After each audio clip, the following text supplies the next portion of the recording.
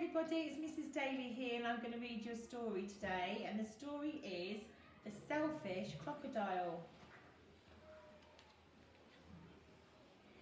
Deep in the forest in the river lived a large crocodile. He was a very selfish crocodile. He didn't want any other creatures to drink or bathe in the river. He thought it was his river. Every day he shouted at the creatures of the forest, "Stay away from my river, it's my river. If you come in my river, I'll eat you all."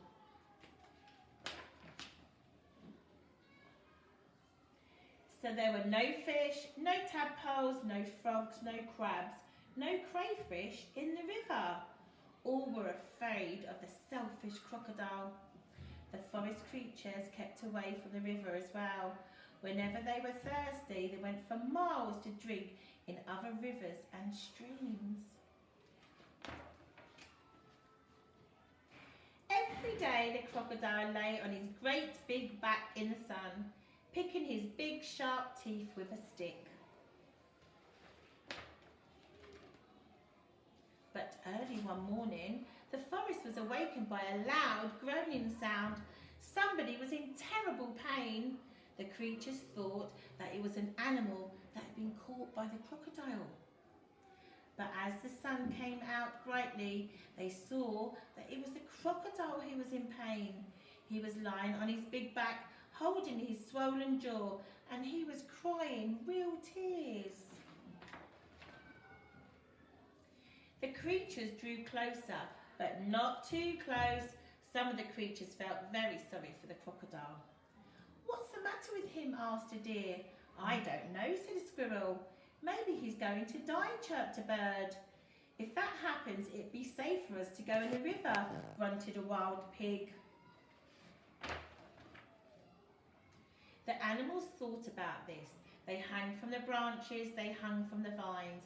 They buzzed in the air and they shook their heads as they watched a great big crocodile in pain. But none of the animals tried to help. Suddenly, a little mouse appeared, sniffling the air. He ran along the crocodile's tail, then onto his tummy, and the other creatures just stared. "Look at the mouse," chattered the monkey. "He's either very brave or mad. He's going to be eaten for sure," said the iguana.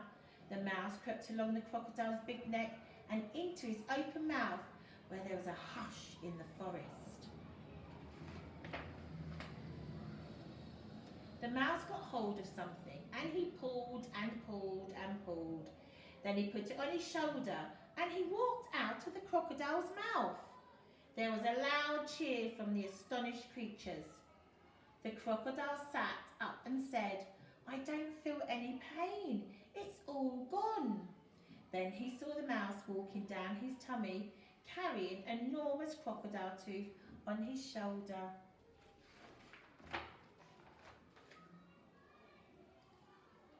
"Your bad tooth was giving you the toothache," answered the mouse, turning around to face the now smiling crocodile.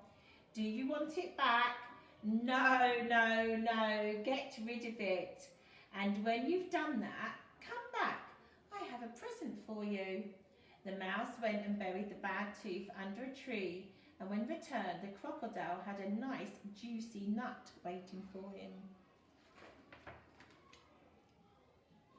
As the crocodile watched the mouse eating the nut, he said to him, "You were very clever getting rid of my toothache, and kind too. I'm so grateful.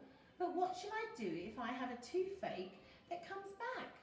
"Don't worry, I'll help you take care of your teeth," answered the mouse, nibbling.